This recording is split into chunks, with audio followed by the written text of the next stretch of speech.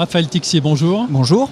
Alors Raphaël, vous êtes le vice-président ou le coprésident d'Aussi-Vélo. C'est ça. Alors Aussi-Vélo qui est bien connu à Saint-Étienne. Saint-Étienne et la métropole. Et dans la métropole. Oui. Alors Aussi-Vélo, qu'est-ce que c'est?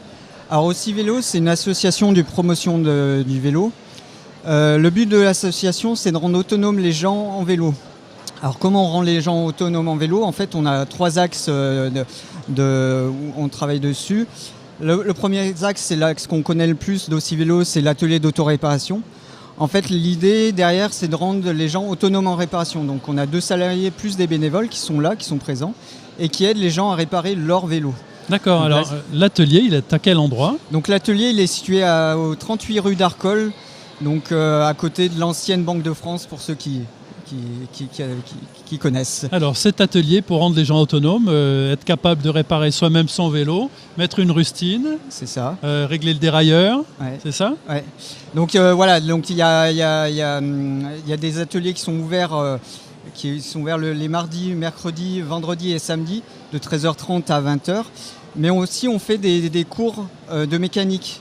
Donc on a 2 types de séances. On a des séances les jeudis de 18h à 20h de cours de mécanique avec des thématiques qui peuvent être très basiques. Et effectivement, réparer un pneu crevé. Ou sinon, ça peut être des choses très plus... Changer les patins de frein. Changer les patins de frein ou des choses beaucoup plus complexes sur des vélos. En fait, ça dépend le niveau des personnes, on s'adapte. Et puis, on a des cours aussi le samedi matin en mixité choisie.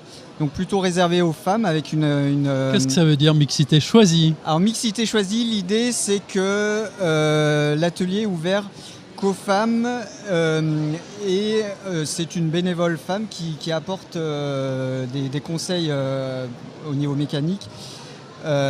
En fait, on s'est rendu compte...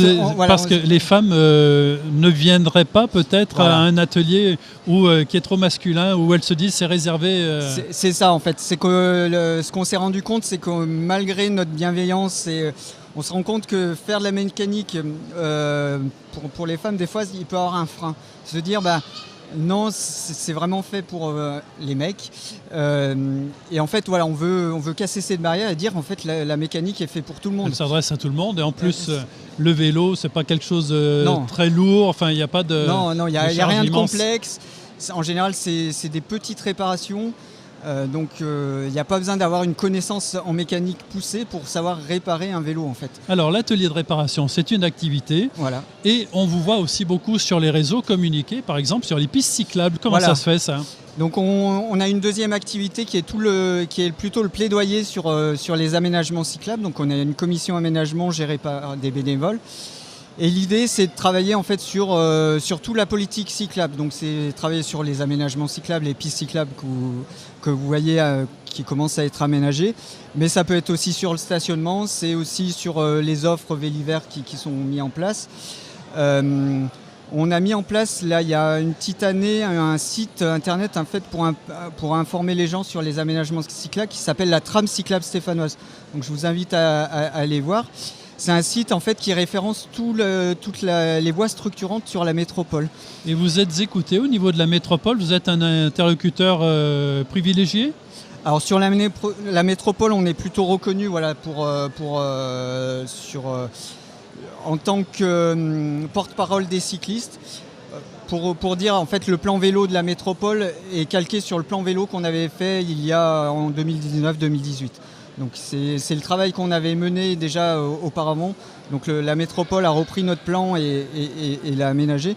Donc oui, on est écouté. Après, il faut qu'il y ait aussi une volonté politique et là, c'est un peu plus compliqué. Ce sont des chantiers qui sont en bonne voie, globalement quand même. Alors nous, on est très contents parce qu'on commence à avoir quelques continuités cyclables, ce qui manque beaucoup à Saint-Étienne. C'est-à-dire que la rue Bergson va être complètement cyclable. Du côté de Solor aussi. Du côté de Solor, on va pouvoir aller jusqu'au Chambon Chambon-Feugerolles. Ouais. Sur Lignon, pas tout de suite. Pas tout de suite, et ça, c'est des choses qui sont assez nouvelles sur la métropole. C'est pas nouveau sur plein de métropoles ailleurs en France, mais pour Saint-Étienne, c'est quelque chose de nouveau. Donc nous, on est très contents que ces aménagements se font. Voilà. On va vous suivre toujours sur nos réseaux. Oui. et vous suivre sur vos réseaux. Et quels sont vos réseaux justement? Comment peut-on vous contacter? Donc on a un site internet déjà qui est aussivelo.fr. Et puis après on a une page Facebook et Instagram classique d'Aussivélo. Voilà, à bientôt Aussivélo de vos nouvelles. Ouais. Et puis on espère peut-être une prochaine collaboration, on en parlera plus tard. Voilà. Très bonne journée à vous, merci Raphaël et bon courage pour Aussivélo et pour tous ces projets.